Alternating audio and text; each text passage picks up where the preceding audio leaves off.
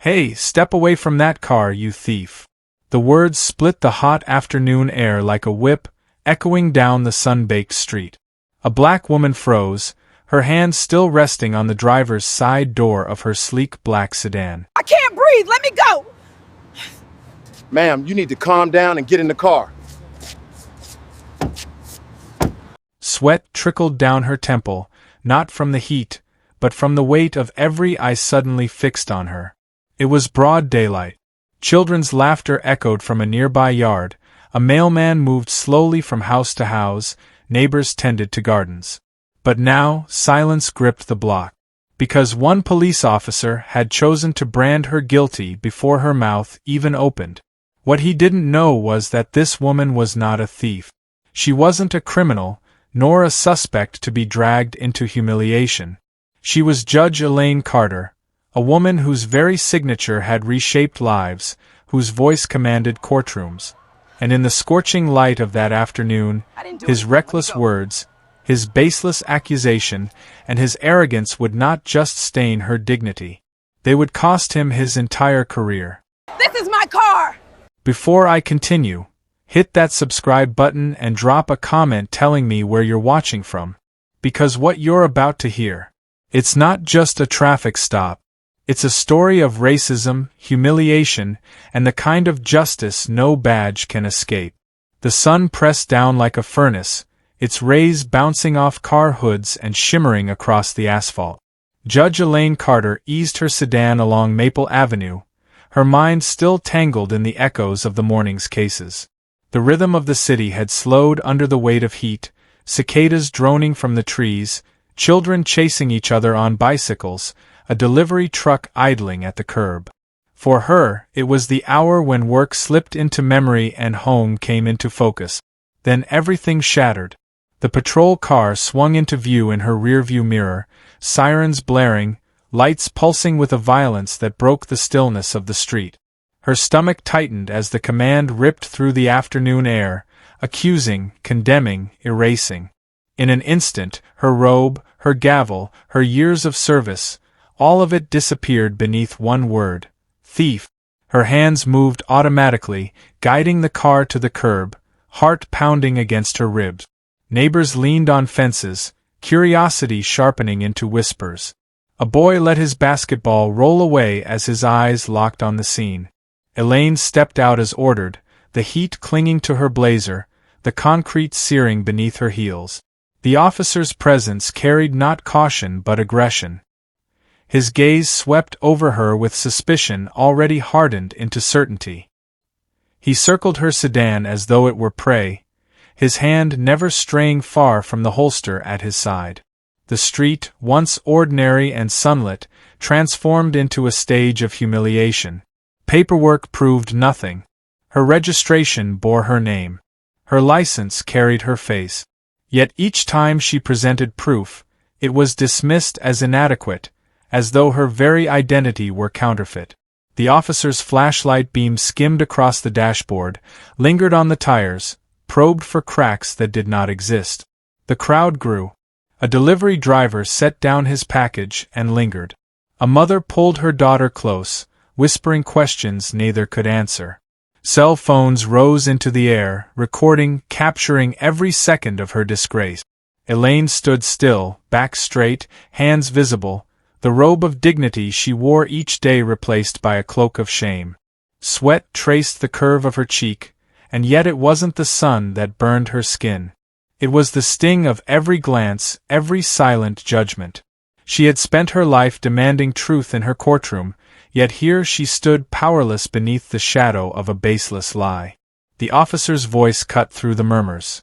Suspicion of a stolen vehicle, suspicion of forged documents, suspicion of a woman who, in his eyes, did not belong in the car she owned. With each accusation, the gulf widened between who she was and who the world was being told she was.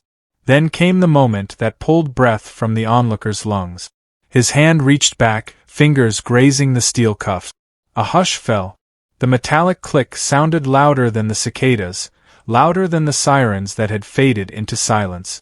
Neighbors stared, horrified, as if watching a storm rip open the sky. Elaine's chest heaved, but she held her ground. Not because she wasn't afraid, she was, but because she understood more than anyone what was at stake. Her silence, her restraint, her composure, all of it was armor. She would not give him the satisfaction of seeing her break. Children watched from porches.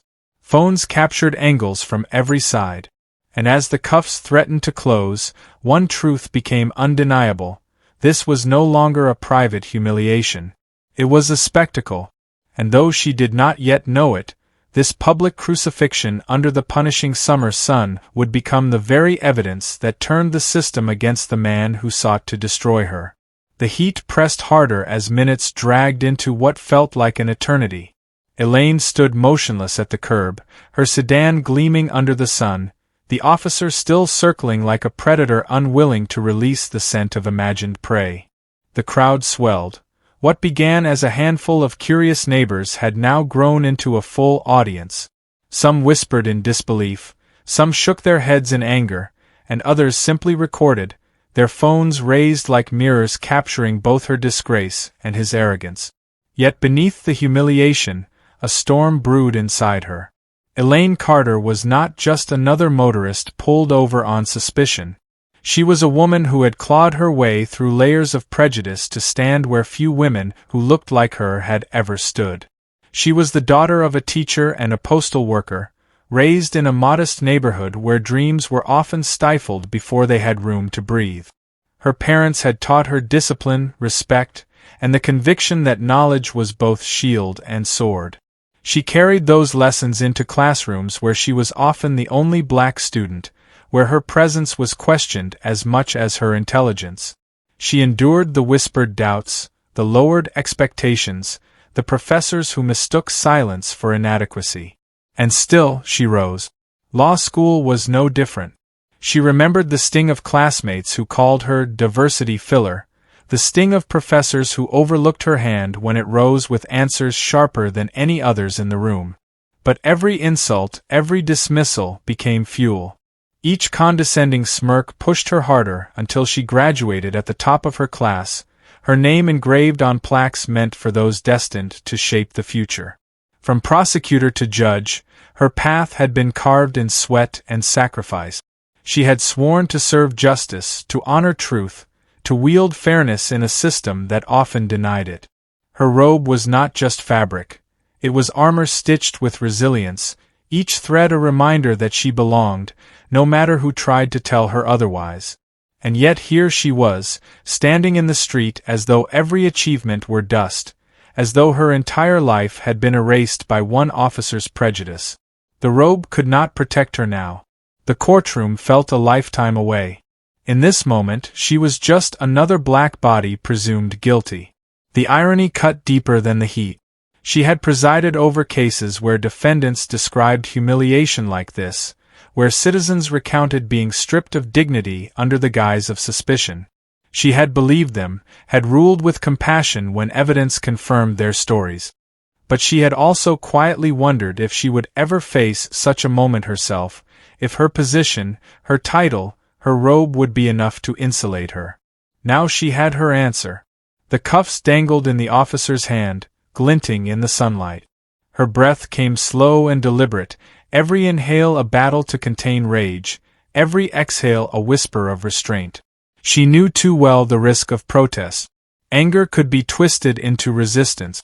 Resistance could be spun into threat. And threat could be answered with violence. So she stood, silent but unbroken, even as shame clawed at her throat. In the crowd, a teenager whispered to his mother, asking why the woman wasn't fighting back. The mother's eyes watered as she answered, "Because she can't." That whisper carried through Elaine like a blade. She, who had fought her entire life, now forced to endure in silence. But deep within, beneath the layers of humiliation, another thought burned. This will not stand. Not today, not tomorrow, not ever. Her reputation hung in the balance, her dignity torn apart for all to see. Yet Elaine Carter knew something that Officer Hanks did not. The eyes of this neighborhood, the cameras of these bystanders, and the law she herself had upheld for decades would all converge. This spectacle under the scorching sun would not bury her. It would become her weapon. And while the officer basked in his illusion of authority, unaware of the storm he had unleashed, Elaine stood in silence, already envisioning the moment she would step back into her courtroom, not as the accused, but as the arbiter of the very justice he believed he controlled. The officer's shadow loomed long on the pavement as the sun dipped further into the afternoon sky. His voice carried over the gathering crowd, sharp and commanding, repeating accusations as though sheer volume could turn lies into truth. He was no longer speaking to Elaine. He was performing for the audience, staging a spectacle of dominance in broad daylight. Each word was meant to humiliate, to solidify his authority. But humiliation was not the only thing spreading. Anger was beginning to ripple through the crowd. Whispers turned into murmurs, murmurs into commentary. A man leaned against his porch railing, shaking his head. "That's Judge Carter," he muttered, voice low but filled with conviction. A woman pulled her phone higher, her camera lens locked on the officer. "She's no thief," she whispered to the stranger beside her. "I've seen her in the courthouse." The truth was seeping into the crowd like wildfire, each spark igniting doubt against the officer's claims. Elaine stood firm, her silence no longer just survival. It was strategy. She knew every second he persisted in this charade, every baseless word that left his lips, was evidence. Evidence of misconduct. Evidence of racial bias. Evidence of arrogance so bold it blinded him to the truth standing directly in front of him. The officer flipped through her documents again, squinting at her license as if expecting it to transform into a forgery before his very eyes. His radio crackled, and for a moment he stepped aside to confirm her information. Elaine caught fragments of his words. Possible stolen vehicle, registration questionable, suspect detained. The word suspect cut through her like glass. After decades of wielding the gavel, of ensuring that suspects were granted dignity, she herself was reduced to that label in front of strangers, neighbors, and children. But what the officer did not realize was that the longer this farce played out, the closer he was to unraveling his own career. A neighbor, bold enough to step closer, called out to the officer, "That's a judge you're talking to." The words landed with force, sending a ripple through the crowd. More voices joined in, cautious at first, then firmer. People began naming her title, her position, her years of service. The officer stiffened, his confidence faltering for the first time. Elaine saw it, the flicker of doubt in his eyes, the way his hand hesitated over the cuffs. He hadn't expected resistance. He hadn't expected his suspect to be someone whose reputation towered above his badge. And most of all, he hadn't expected the crowd to rally, to question, to challenge. Yet still, arrogance pushed him forward. He raised his voice louder, insisting procedure had to be followed, insisting identity didn't matter, insisting that anyone could forge documents or drive a stolen car. His words grew frantic, less certain, and in that unraveling tone, the crowd heard what Elaine already knew. He was losing control. And then, like the turning of a tide, the truth began to crash down. Dispatch returned over the radio, confirming what Elaine had known all along. Her registration was clean, her license valid, her record spotless. Her name cleared her before the officer's very ears. But instead of releasing her with an apology, he doubled down, muttering about possible errors in the system, about further checks. The crowd erupted in gasps and jeers. A young man called out, "She's a judge, man. You're done."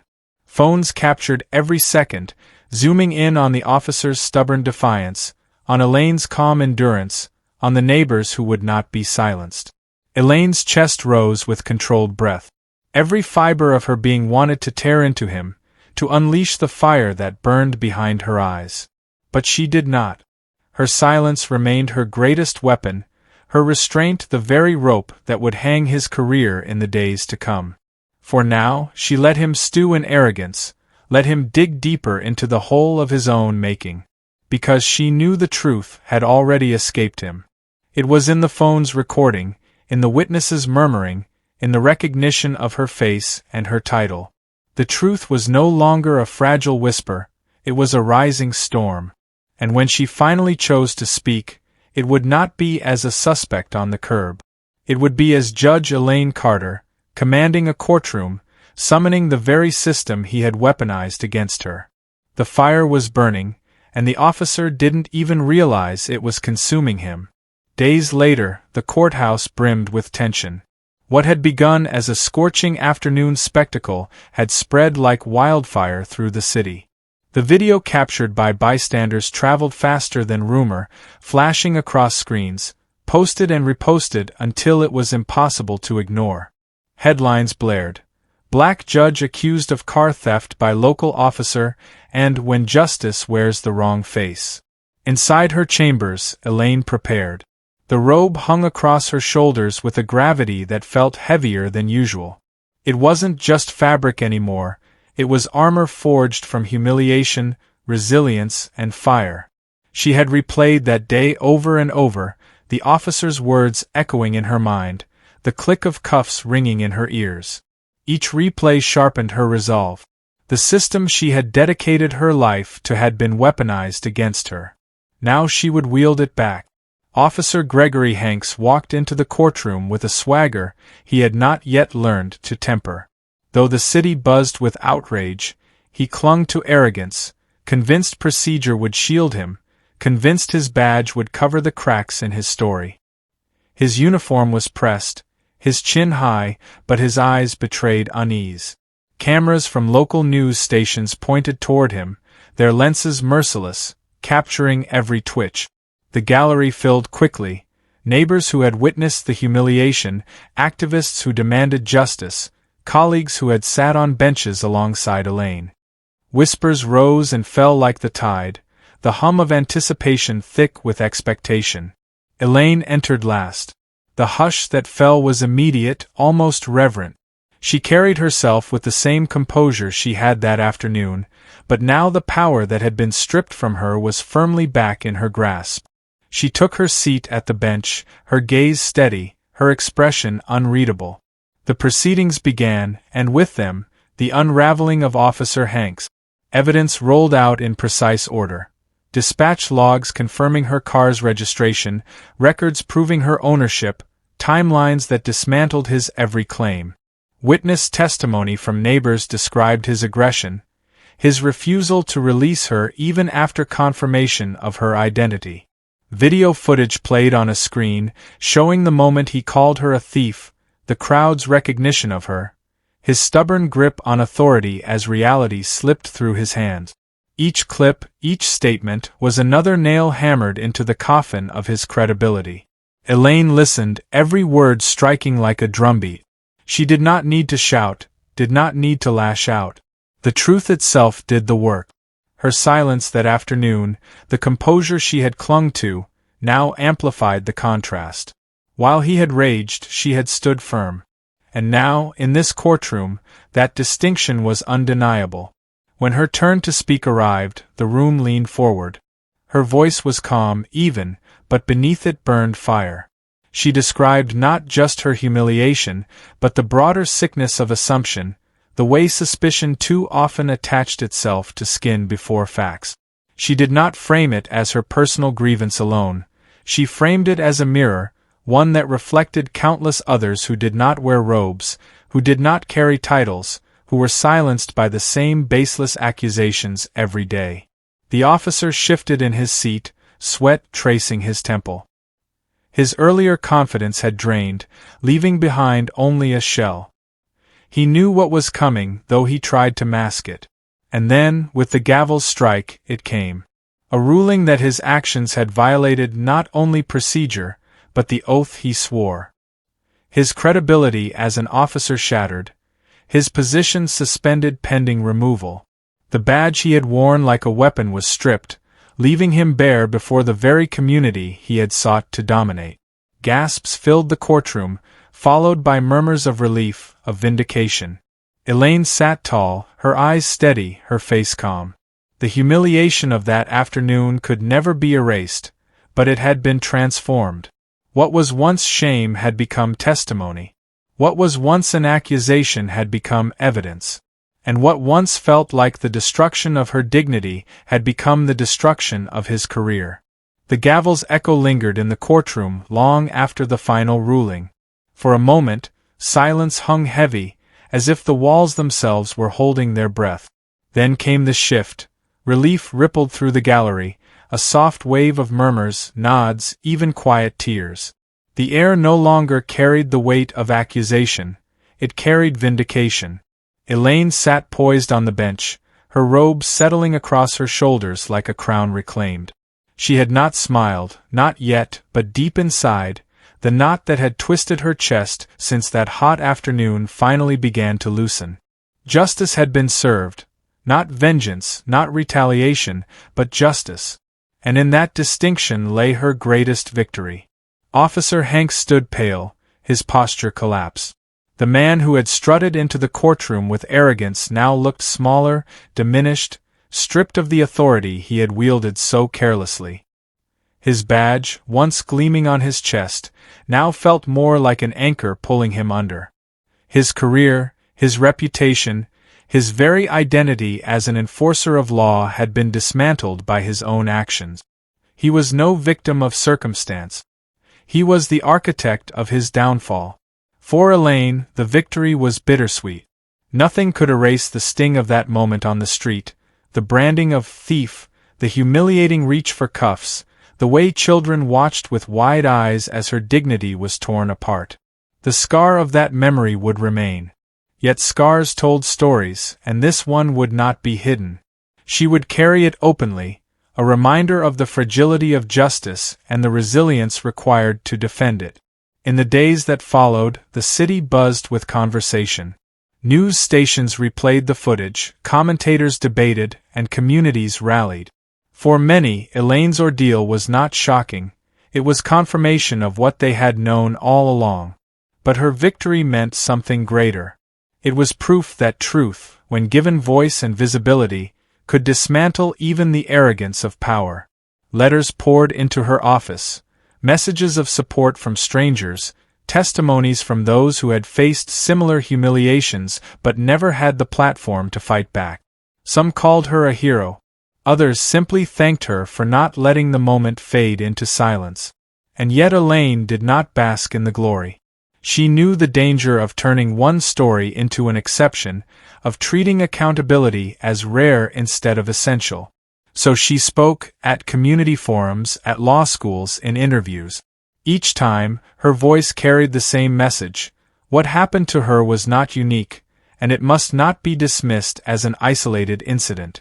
The system could not change if the stories of humiliation were ignored until a robe, a title, or a camera forced the world to pay attention. The humiliation that once threatened to break her had become fuel. Each word she spoke now burned with the conviction that justice must be more than a robe or a badge. It must be a shield that protects the powerless, not a weapon that wounds them. As summer waned, she returned to her bench with renewed purpose. Each defendant, each case, each decision carried new weight. She saw in their eyes the same fear she had once felt, the fear of being reduced to a label in the blink of an eye. And she vowed, silently but firmly, that in her courtroom no one would be stripped of dignity as she had been. On a quiet Friday afternoon, weeks after the ruling, Elaine walked to her car once more. The sun was warm but softer now, no longer a punishing blaze. She placed her hand on the driver's side door, the same gesture that had once sparked humiliation. This time, no voice shouted across the street, no accusation rang out. Only the hum of cicadas, the laughter of children, the gentle rustle of leaves. She slid behind the wheel, exhaled deeply, and drove away, not as a thief falsely accused, but as a judge who had faced the fire and emerged unbroken. And somewhere in the silence between her heartbeat and the hum of the engine, she knew, justice had not only ended his career. It had reminded the world that dignity, though fragile, could never truly be stolen. And that's how a routine traffic stop turned into the biggest mistake of an officer's career. In the blistering heat of a summer afternoon, he thought he was humiliating a black woman, But instead, he exposed himself before the world and lost everything. Judge Elaine Carter walked away scarred but stronger, her dignity intact, her voice louder, and her story now carved into history as proof that truth always finds the light. But here's the question: what would you have done if it was you standing on that curb, branded a thief for owning your own car? Drop your answer in the comments. I'll be watching. And before you scroll, don't forget, hit that subscribe button, turn on the bell, and share this story. Because the next video? It's even more shocking than this one. Trust me, you don't want to miss it.